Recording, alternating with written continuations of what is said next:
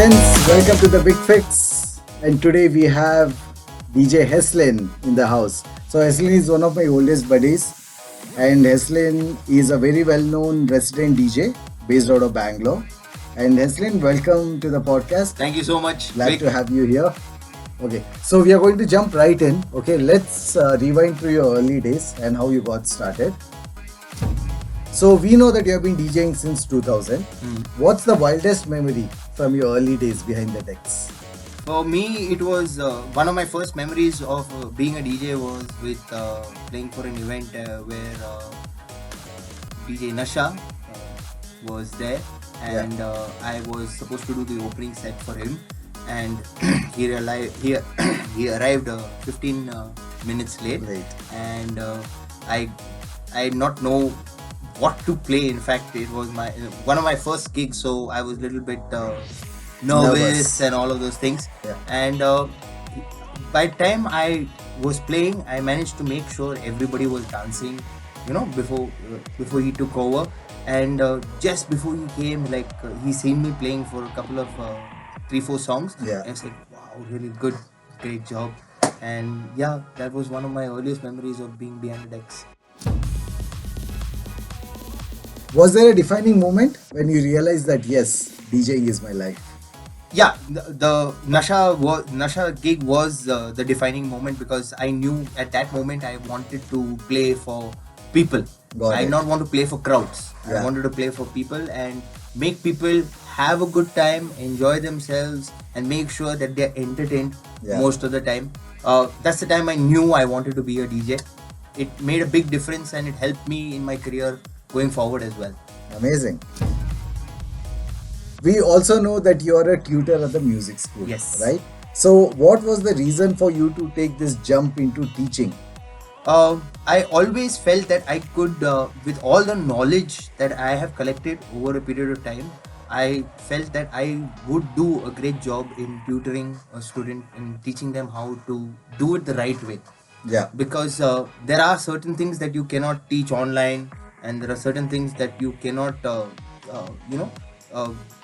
expect people to learn by just watching. Correct. Even if you're going to be watching somebody play, you're going to be watching them 2-3 times to really realize what they're going to be doing behind the decks. Right. But tutoring helped me bridge that gap so that I can make sure that people are learning the right way. Superb. And make sure that they are going to learn for a reason and not for just for the fame and all of that. Yes, fame and all will come eventually. But you need to realize that when you are in a learning phase, you have to make sure that you are gaining all the possible knowledge to even realize how you're going to be using muscle memory for that matter. Correct.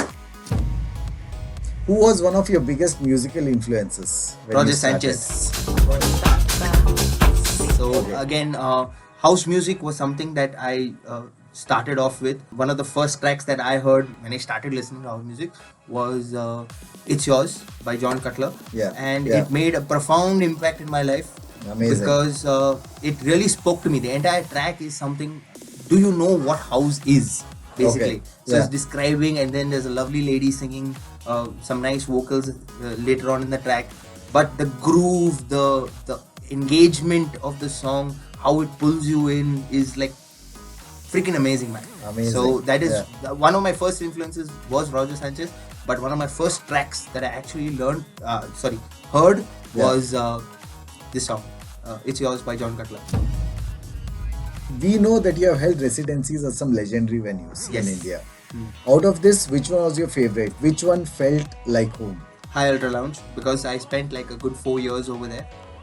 Remaining, yes, of course, we made friends, especially with the bartenders and management. But the most important one for me was High Ultra Lounge, because I moved to a new city and I decided to make new friends who right from the management to all the staffing and all, they were really helpful in whatever way in helping me understand the culture of the city and also the language, and it felt like home because they never they always made sure I was comfortable, because I gave them back through my music and making sure the night was really good Yeah.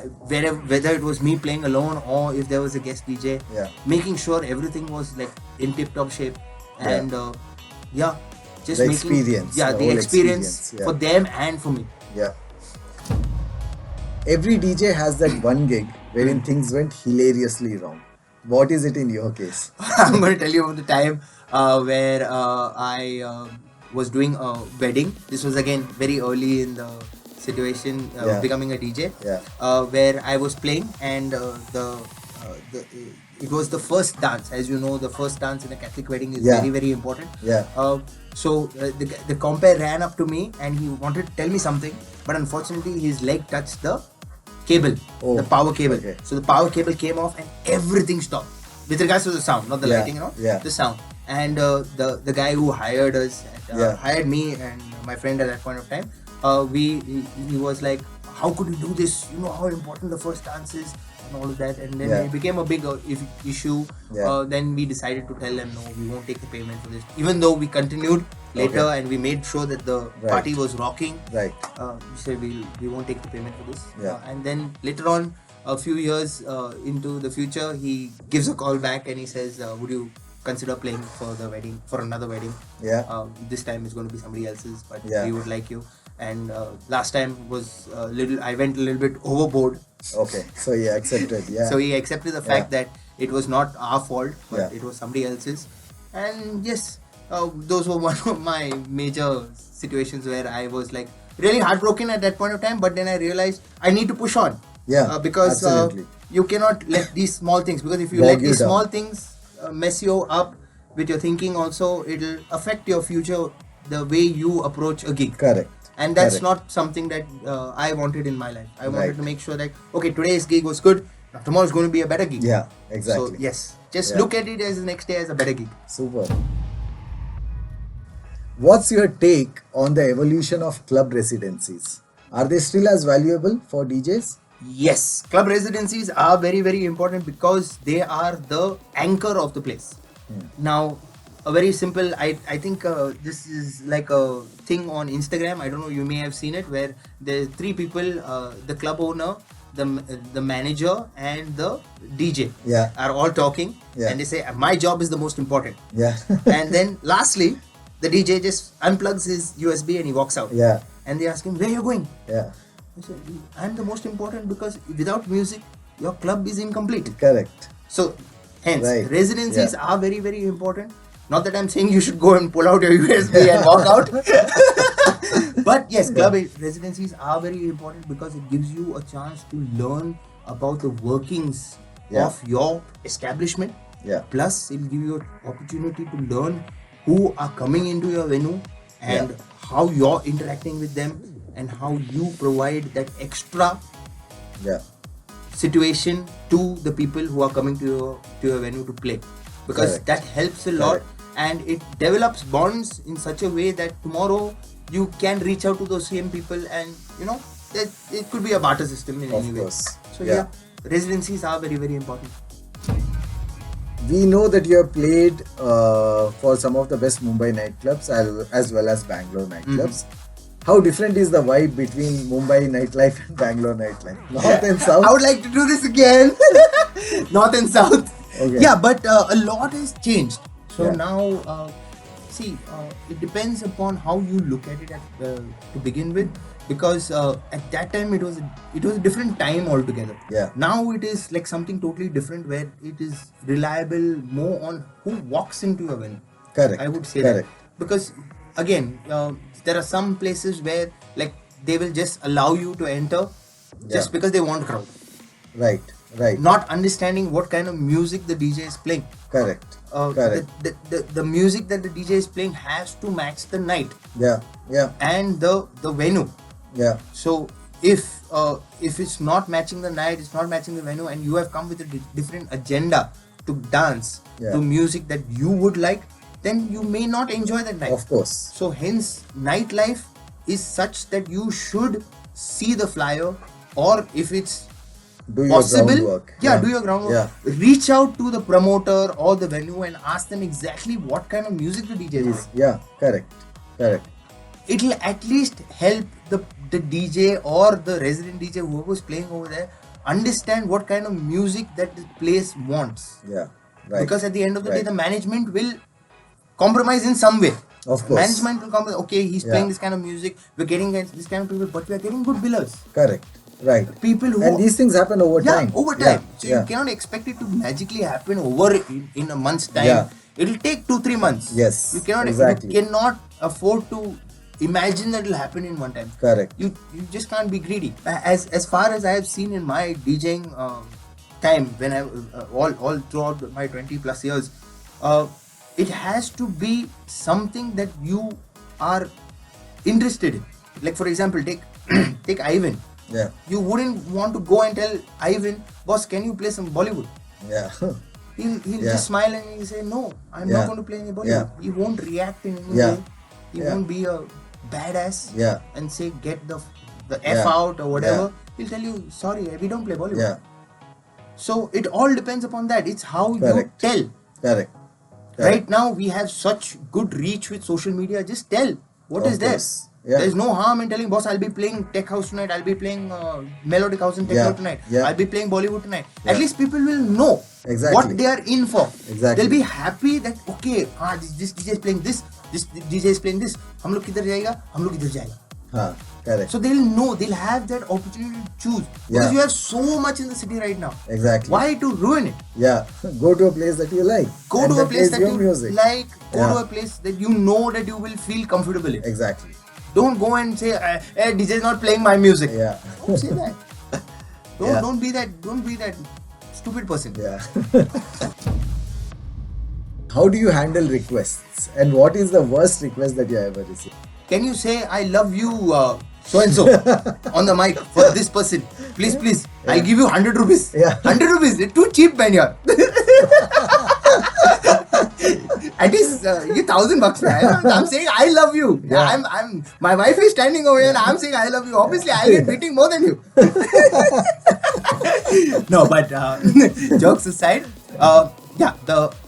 please say something nice about my friend or something like that is one of the weirdest requests that I get. Because again, it is kind of odd to say I love you on the mic when I don't really love you. Yeah.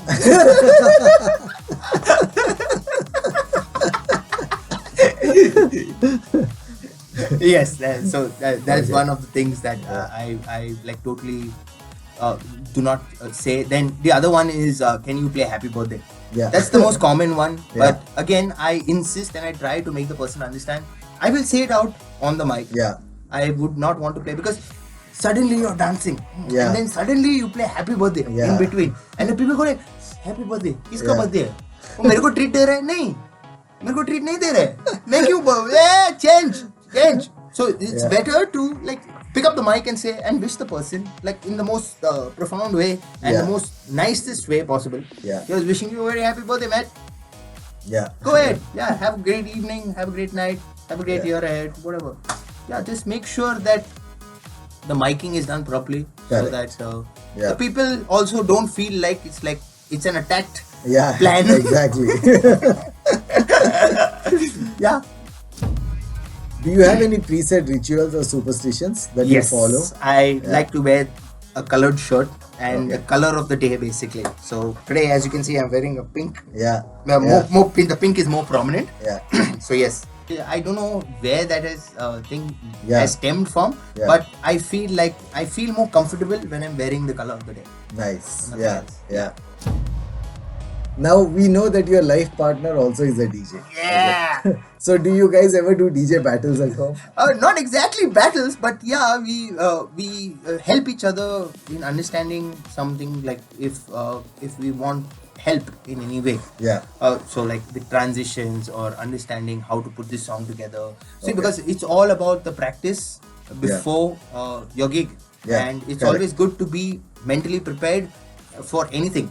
So see, for me at least, I have noticed that the transition when you make should not come as a surprise for you. It should come naturally, because then you know you have to look out towards the crowd and go, that's the way. And the crowd should react to it. You should not react to that transition. And you cannot be like, oh my god, I did such an amazing transition. No, you cannot be that way. You have to be like cool, calm, collected. Correct. They should be Yes. like whacked out by that exactly. transition that he makes. So Exactly. a lot of times me and my wife, we converse on how to, like, get a good transition going. So, Superb. and what would be a nice track, like how to work on the tension when we are mixing two songs together, and just before, like, double dropping or something like that.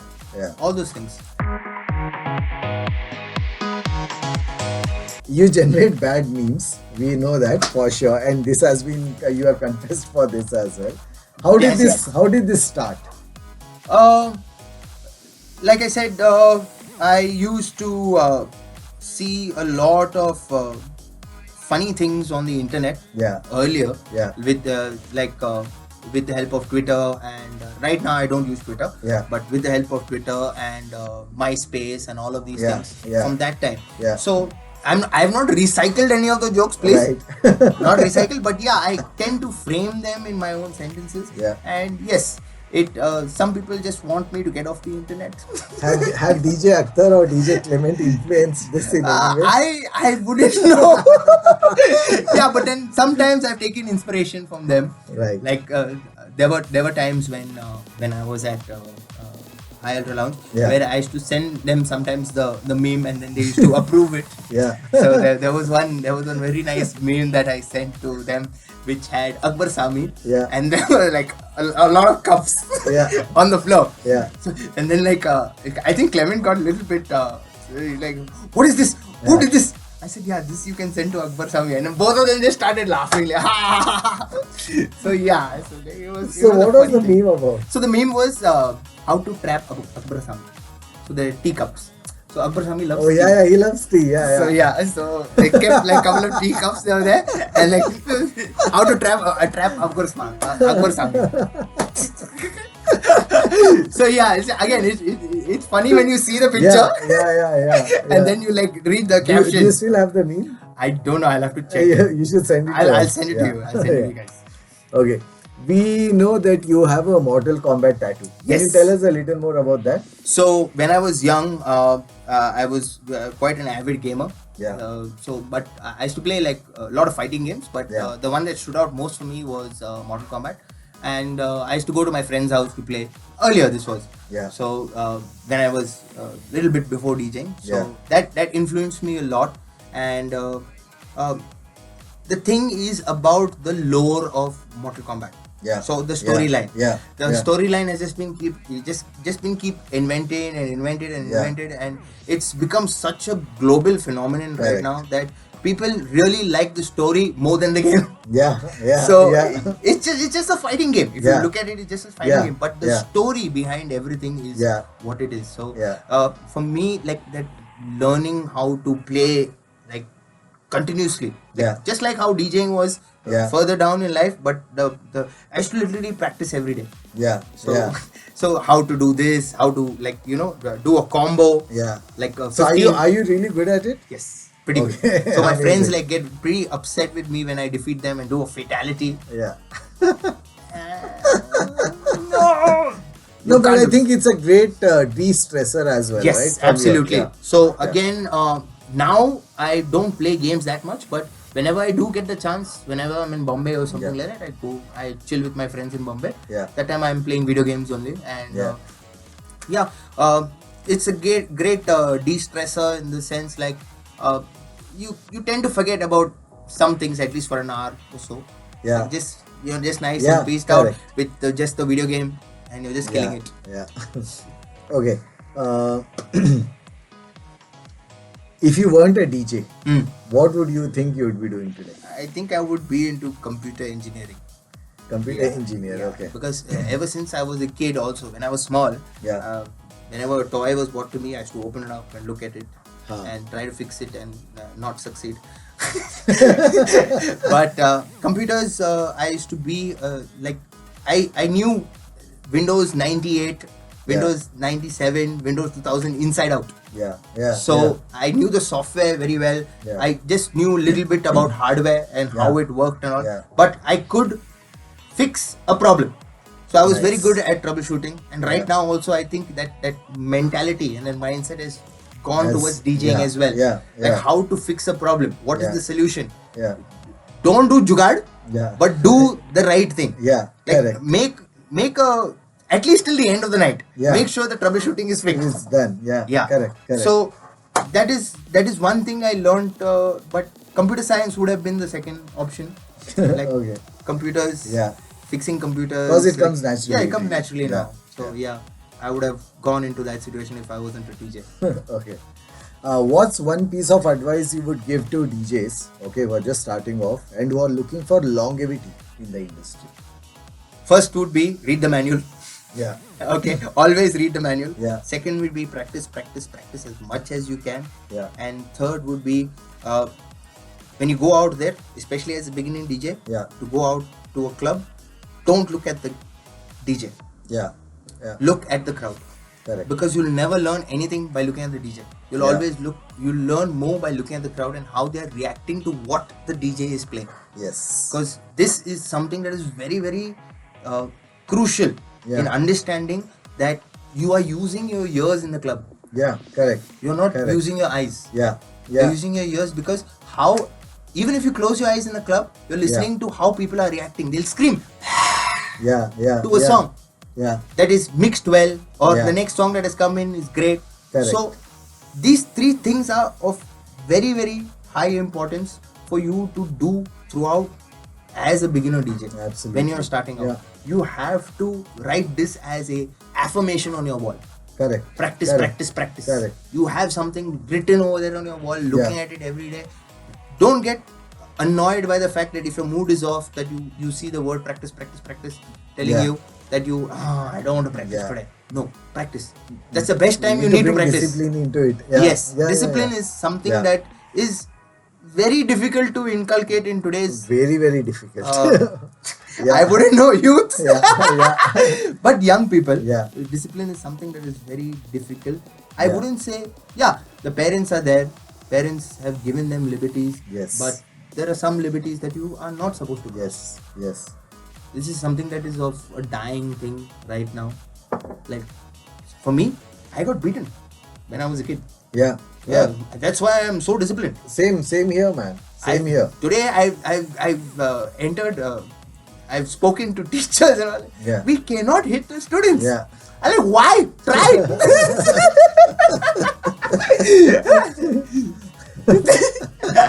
I know this is wrong, but Yeah. this is a joke at the end of the day, guys. Yeah. But no, on a serious note, you don't need to hit the students or spank them or whatever. Yeah. You just need to make sure that they understand the fact that discipline is something that will help them go a long way. Exactly.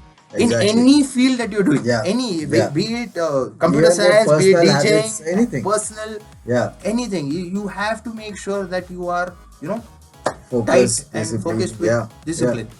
Yeah. Have you ever been starstruck in a club? Yeah. So the time when I got a chance to go for a party, as in I was part of doing the gear and all of that, Yeah. with the console and everything.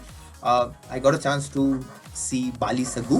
Oh wow. And then Okay. few minutes later, after Bali was done, Yeah. I got a chance to see Sukhbir. So I was like, Both of them came for that. both of them came for that Yeah. event, and Yeah. it was a wedding basically. Yeah. Yeah. So it was a wedding. I think it was in the JW Marriott in Bombay. Okay.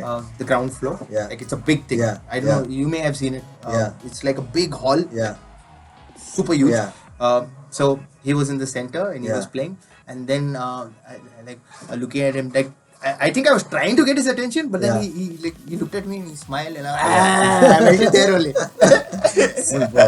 Super. I got scared like, oh my god, that was an awesome smile, dude. I may just get blinded. Or I may just get tanned or something. Okay. If you had to sum up your DJ career in one sentence, what would it be?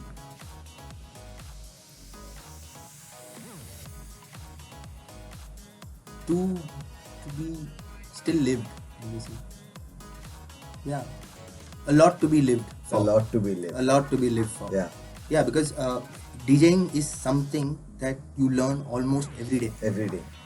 That's Correct. the beautiful part about it. Like Yeah. you can never say, "Oh, I'm Or done. I know everything. I know Yeah. everything." Yeah. The moment you say that, you're done.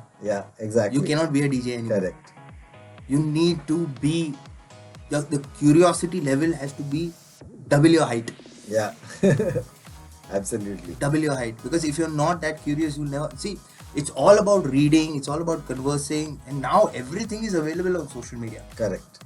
So you want to know something, you can just reach out to social media, or you can just reach out to a YouTube channel and you can read, or you can listen and you can watch. And the imbibing time is shorter now. Like you can quickly learn things. You can actually see live examples. Exactly. So even if there is a tutorial online that is 30 minutes, there'll be a compressed one for 5-6 minutes. Exactly. Explaining the same thing but a simpler situation, simpler explanation. Situation. Correct. Simpler explanation. Yeah. So that is how you choose now. How your understanding is. You want something simple.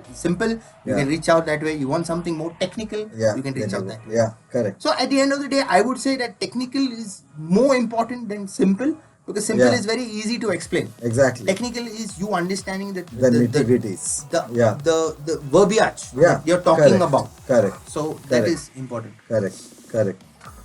So what's the biggest mistake that new DJs make? I would say, again, the collection. Yeah. I would say it's the collection, because everybody wants to play their music. Okay. Not realizing that you need to play music for everybody. Correct. The collection is something that you don't need to play what you love. Yeah.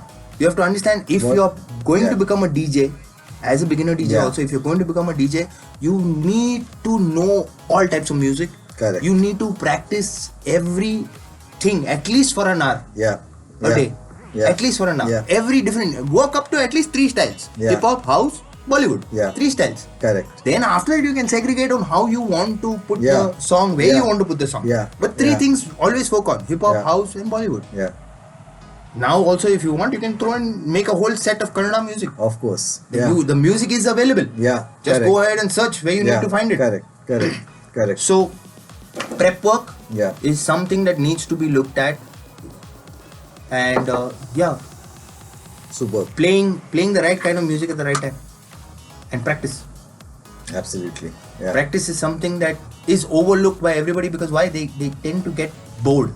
Yeah. I feel. Yeah. Sometimes there comes a time where sometimes I've seen people, whenever they are practicing also, they'll practice, and then suddenly towards the end of the hour, they'll start dwindling, or they'll start messing it up. Yeah. They're not used to playing for so long.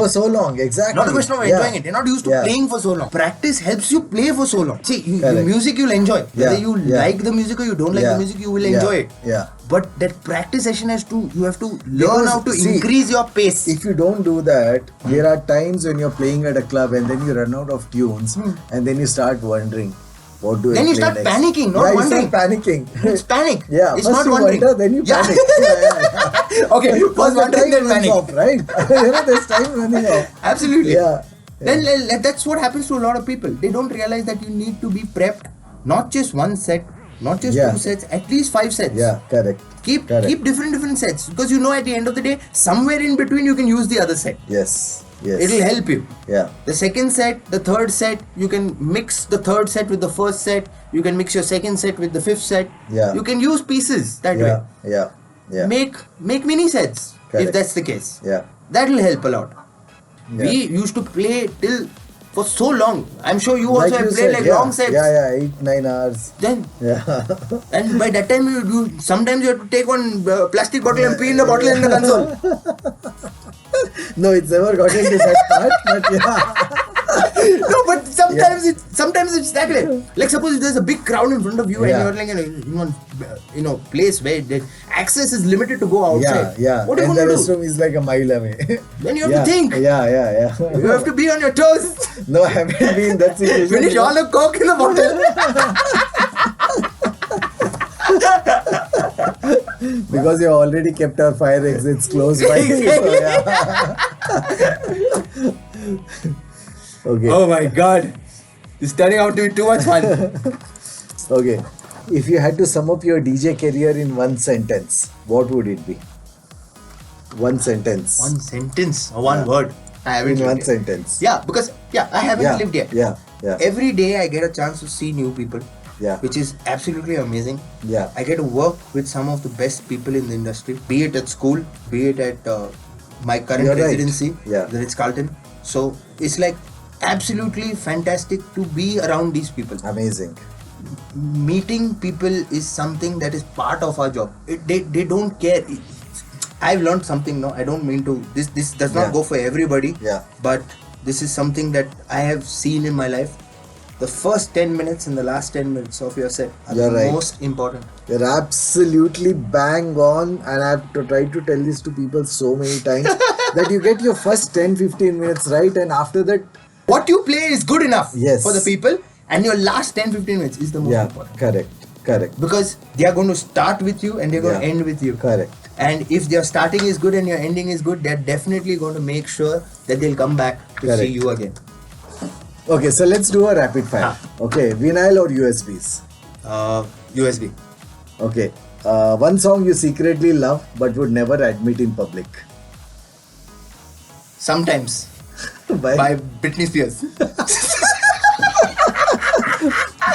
Okay, what's worse, drunk requests or someone touching the mixer? Someone touching the mixer. Okay. DJing in flip-flops, yes or no? No. Okay, one DJ superpower you wish you had. I would say read your mind, but no. Okay. I'll say magically make everybody appear in their underwear. How would that help? I don't know. Because like how they have no, they say like, dude, you can imagine everybody in their underwear when you're giving a speech.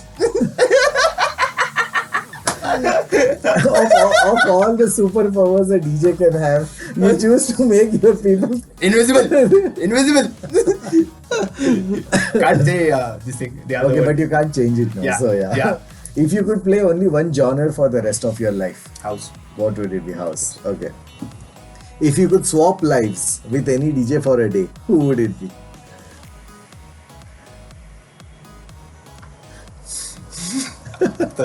Akhtar. Okay. Okay. What is the most overrated DJ track of all time? Overrated DJ track of all time. Gasolina. Gasolina? Okay. It's cuss out too much. Yeah. Which Mortal Kombat character would you be as a DJ? Sub-Zero. Freeze! Okay, one track that instantly puts you in a good mood. Everybody dance now. Bob Sinclair. Bob Sinclair, nice. Okay. Okay, ladies and gents, that's it from us tonight. It was such a pleasure to host DJ Silvr, aka Heslyn, for episode 4. We'll be coming back with a lot more soon. So stay tuned. Big love. Thank you so much, everyone. Silvr, such a pleasure. Thank you for coming down. Yeah. Thank you, ladies and gentlemen, for tuning into the Vic Fix tonight. Enjoy. Yeah.